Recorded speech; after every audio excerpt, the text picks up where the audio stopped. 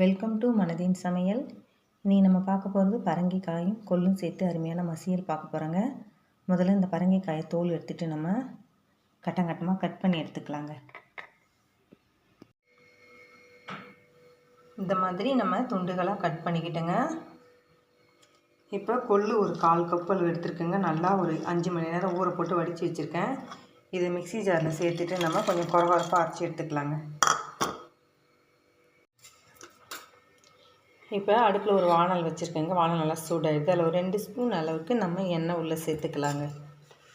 சேர்த்துட்டு கடுகு 1 ஸ்பூன் சேர்த்துக்கலாம். கடுகு நல்லா பொரியட்டும்.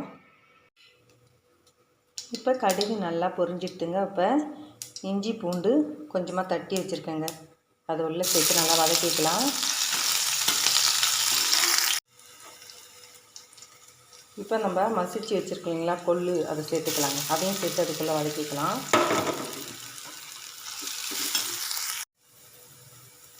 இப்போ கொள்ளு நல்லா வதங்கிட்டுங்க. இப்போ நம்ம கட் பண்ணி வச்சுருக்கிற பரங்கிக்காயை உள்ளே சேர்த்துக்கலாங்க. சேர்த்துட்டு நல்லா வதக்கிக்கலாம்.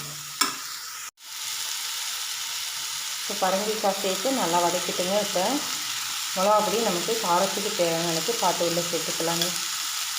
சேர்த்துட்டு காய் முழுகிற அளவுக்கு கொஞ்சம் மேலே தண்ணி நிற்கிற அளவுக்கு உள்ளே தண்ணி சேர்த்துக்கலாங்க. இப்போ தேவையான அளவுக்கு கல்லுப்பு சேர்த்துடலாங்க.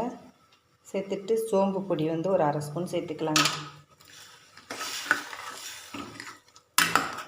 எல்லாத்தையும் நல்லா கலந்துட்டு ஒரு 5லேருந்து 6 நிமிஷம் மீடியமான தீயில் வச்சு மூடி வைக்கலாங்க. குழம்பு நமக்கு ரெடி ஆகிடும். அப்புறம் பார்க்கலாம்.